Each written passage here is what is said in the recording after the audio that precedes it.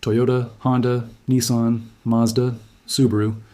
Mention these names to your father and he will swear they are the most reliable cars ever made. Say them to a 25-year-old car buyer in Bangkok today and he will laugh before driving off in a BYD. In 2023, China surpassed Japan to become the world's largest car exporter for the first time ever. By 2024, the gap widened to 5.3 million vehicles. That same year, Nissan reported 670 billion yen in losses and began cutting 9,000 jobs.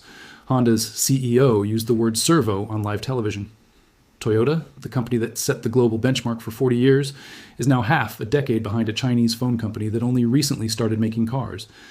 The Japanese auto industry is not just declining, it is collapsing. Factor 1. China is taking over Japanese market share across Asia. For more than 50 years, Southeast Asia was not competitive for Japanese automakers. It was essentially a monopoly. Toyota, Honda, Suzuki, and Mitsubishi dominated Thailand, Indonesia, the Philippines, and Vietnam so completely that local buyers treated Japanese badges like American street pickup trucks. It was never a decision. It was tradition. Your father drove a Toyota, his father drove a Toyota. Mechanics only knew Toyotas. The whole ecosystem was locked in. That era is ending now. And the speed of the collapse is alarming. BYD, Chery, MG, Underseic, and Great Wall Motors are flooding these markets with vehicles priced $5,000 to $15,000 cheaper than Japanese equivalents. These are not stripped-down models. These are fully loaded EVs and plug-in hybrids with large touchscreens, advanced driver assistance, premium interiors, and build quality unimaginable from a Chinese brand 5 years ago. Thailand is the clearest example. It was Japan's strongest overseas market. Thai roads were basically a Toyota and Honda showroom for decades. Chinese brand market share in Thailand jumped from 2% to 11% between 2022 and 2024. BYD now outsells Honda in Thailand's EV segment. Repeat that. BYD outsells Honda in a market Honda once considered unbreakable.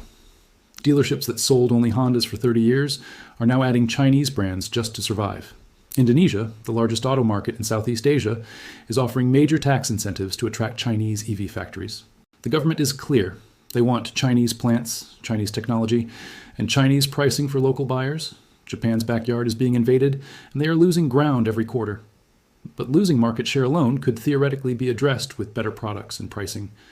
The real problem is next. The EV gap is now unbridgeable. Toyota's bet on hydrogen fuel cells and hybrids instead of fully electric vehicles made sense in 2020. Charging infrastructure was scarce. Battery costs were high. Range anxiety was real. Hybrids were the bridge, hydrogen the future. On the road in 2025, it looks catastrophic. Toyota's first mass-market EV, the BZ4X, launched with a recall because the wheels fell off. After the fix, it still managed only 250 kilometers of range in ideal conditions, with charging speeds so slow that road trips became exercises in patience. Honda's EV, the Prologue, is not even its own technology. It is a rebadged General Motors vehicle on GM's Ultium platform. Nissan had a 10-year head start with the Leaf, gaining unmatched EV experience and data, yet never produced a competitive next-generation vehicle. Meanwhile, BYD's Blade battery technology is at least 5 years ahead of anything from Japan. Chinese brands release new EV models every 6 months. Japanese automakers still take 4 to 5 years to bring a single model from concept to showroom. This is not a gap that closes. It widens every quarter. Factor 3. Chinese cars are genuinely better.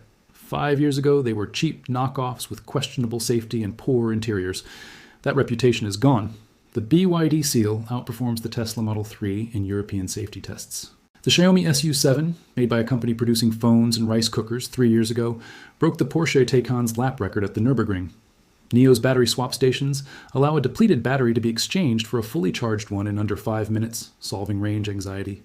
Li Auto's range-extended SUVs deliver over 1,000-kilometer total range on a single tank plus charge. Build quality, interior materials, and technology integration from top Chinese brands now match or exceed Japanese standards in independent tests. Euro NCAP crash ratings confirm it with data, not marketing. The narrative that Japanese equals reliable and Chinese equals cheap junk is over. Buyers under 40 across Asia, the Middle East, and increasingly Europe are choosing Chinese vehicles on merit, not price. Factor 4. Price destruction. Compare models and Japanese brands cannot compete. A BYD Seagull, a fully electric city car with a real infotainment system, costs under $10,000. A BYD Dolphin, a compact hatchback competing with the Corolla-sized segment, costs $15,000 to $20,000. The BYD Seal, a mid-size sedan rivaling the Tesla Model 3, costs $25,000 to $30,000.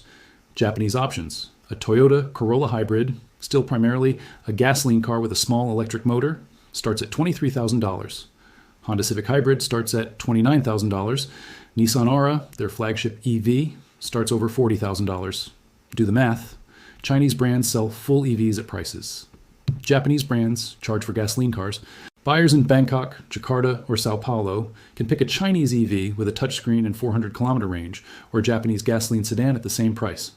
In emerging markets across Latin America, Africa, the Middle East, and Southeast Asia, where price is decisive, Japanese brands simply cannot compete.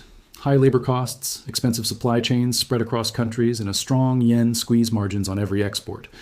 Japanese automakers cannot match Chinese pricing without losing money on each vehicle, and losing money is not a strategy, it is a countdown.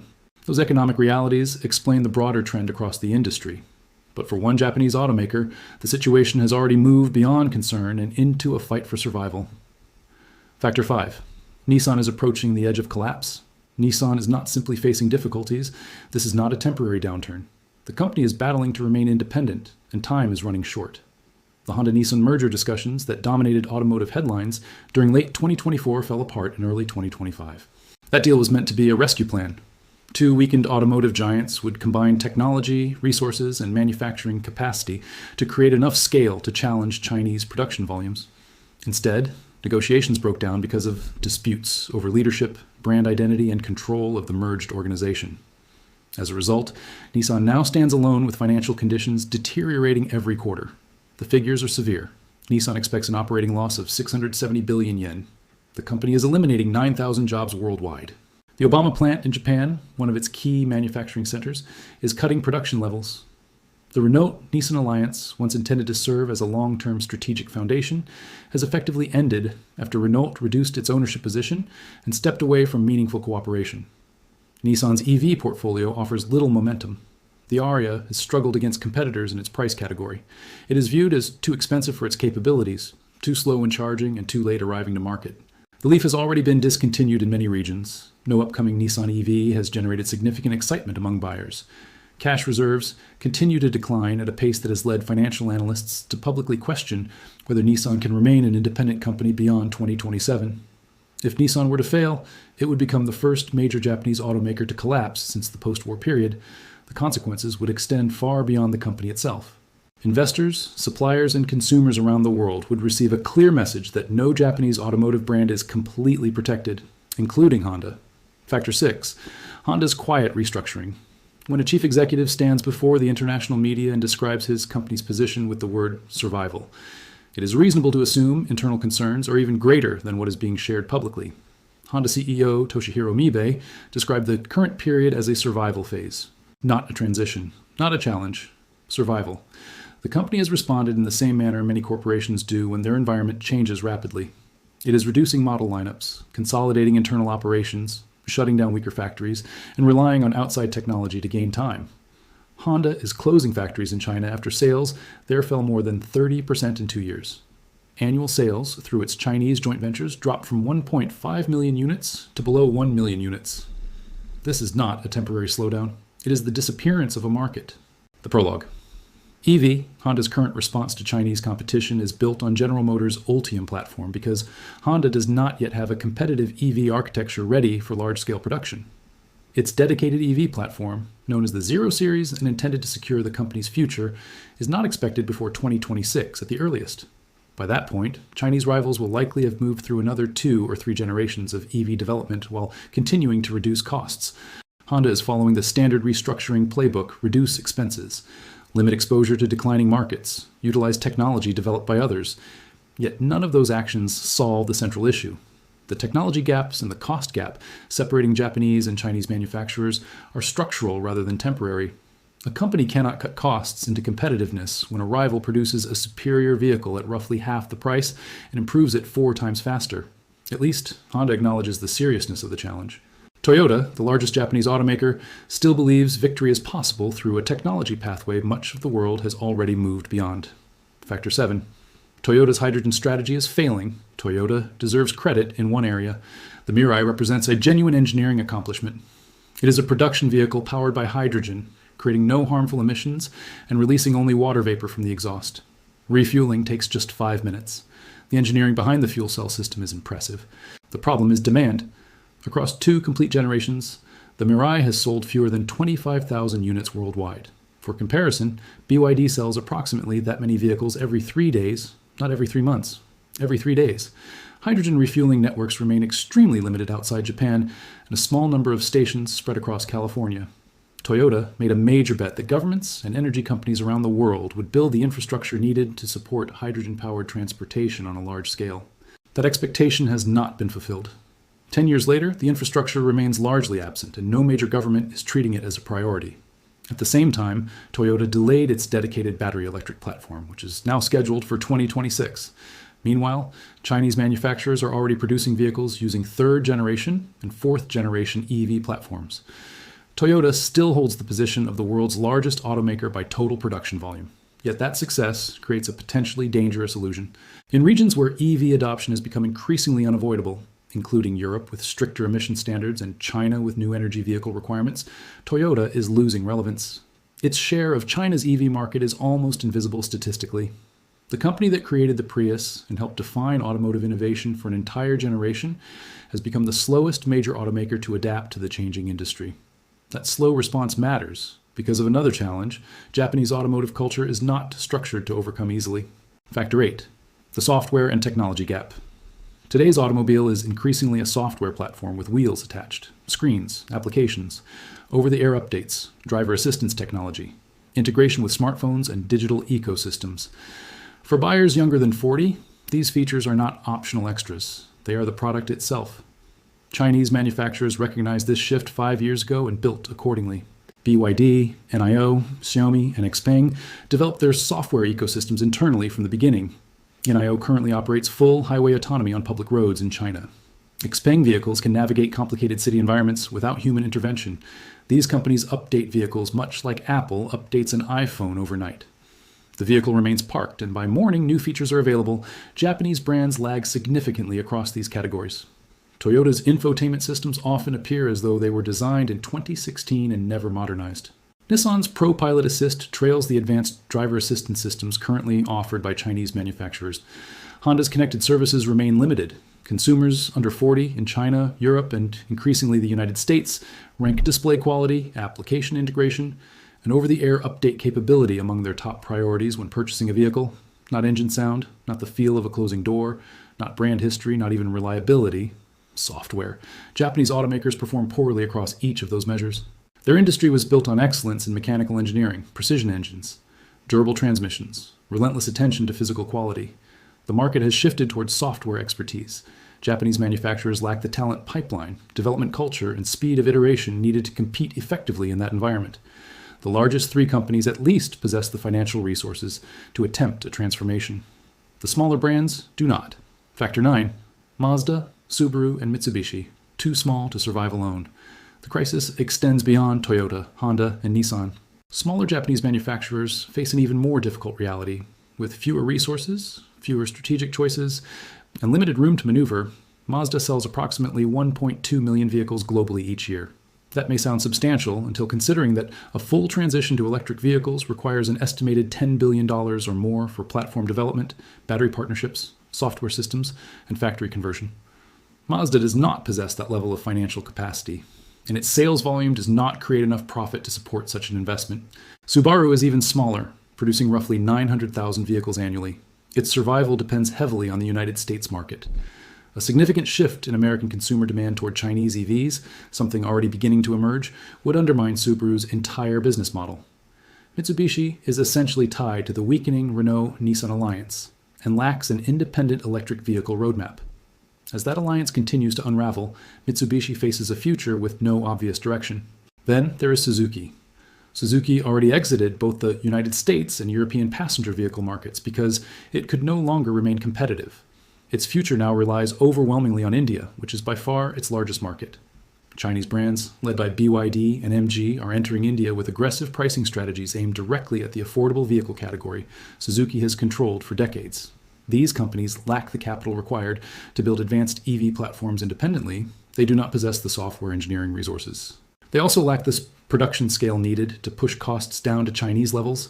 The arithmetic points toward only three possible outcomes: merge with a larger company, be acquired by a Chinese or Western automaker, or gradually fade into irrelevance during the next decade. There is no realistic fourth path when remaining competitive requires investments measured in tens of billions of dollars. While these smaller manufacturers struggle to survive, the export network Japanese automakers spent 50 years building is being transformed. Factor 10. Export markets are shifting toward China. The figures require no interpretation.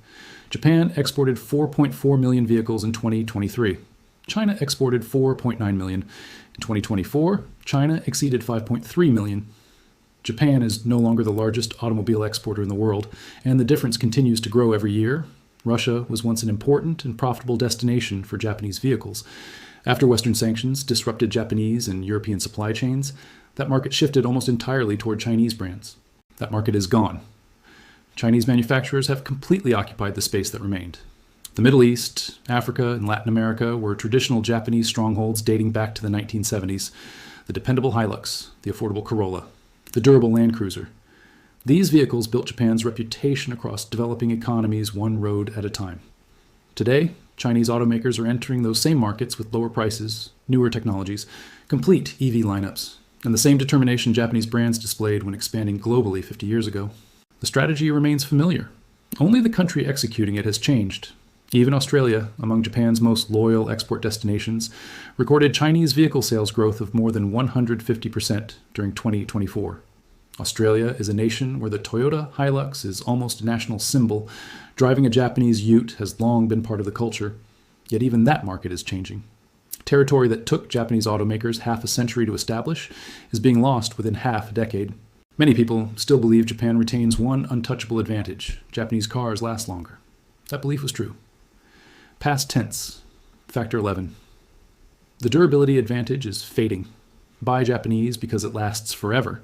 That single idea sold more vehicles than perhaps any advertising campaign in automotive history.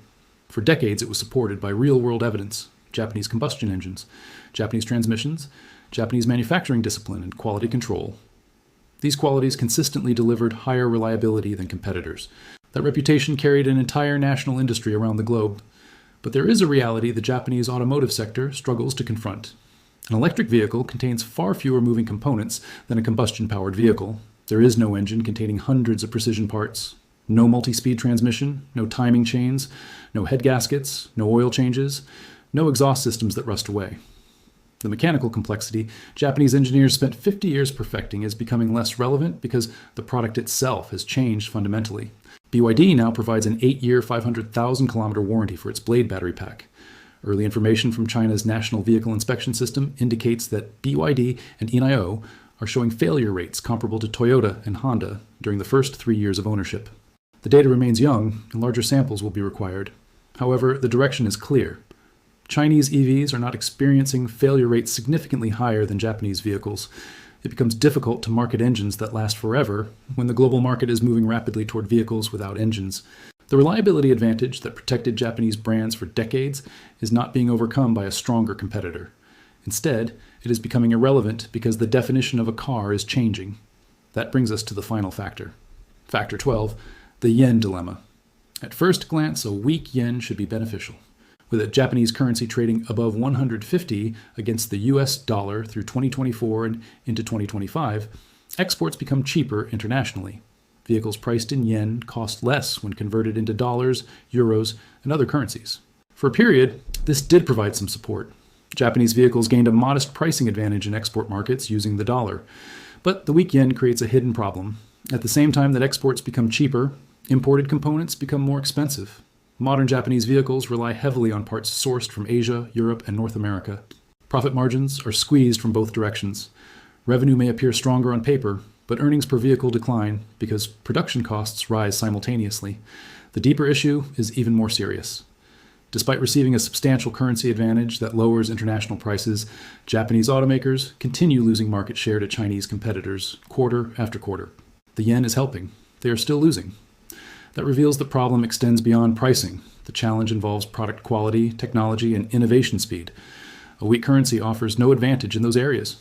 When the yen eventually strengthens, as currencies always move in cycles, the pricing challenge returns with even greater force. Japanese vehicles become more expensive globally precisely when Chinese manufacturers are expanding production and reducing costs through vertical integration and manufacturing efficiency.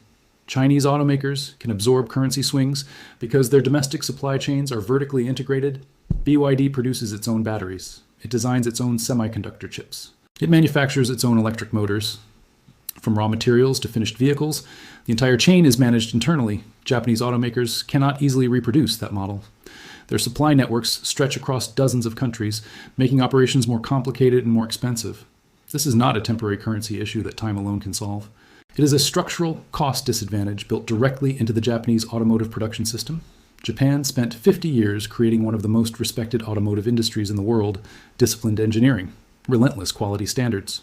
Manufacturing efficiency so influential that business schools turned it into case studies, a reputation for reliability so widespread that it eventually stopped being an advantage and became an expectation. China is dismantling that position in 5 years, not through cheap copies, not through subsidies alone, through stronger technology, genuinely lower prices, development cycles that move 4 times faster, and a vertically integrated manufacturing structure that Japanese cost systems cannot match regardless of how many factories close or how many jobs disappear. 12 factors. Every one of them is worsening rather than improving, and the opportunity for Japan to launch an effective response is shrinking far faster than industry forecasts predicted only 2 years ago. If you found this analysis valuable, share your thoughts and join the discussion. Let us know which Japanese and Chinese automakers you believe will shape the future of the global automotive industry. Please leave your thoughts about this content in the comments below. Thanks for watching. See you in the next one.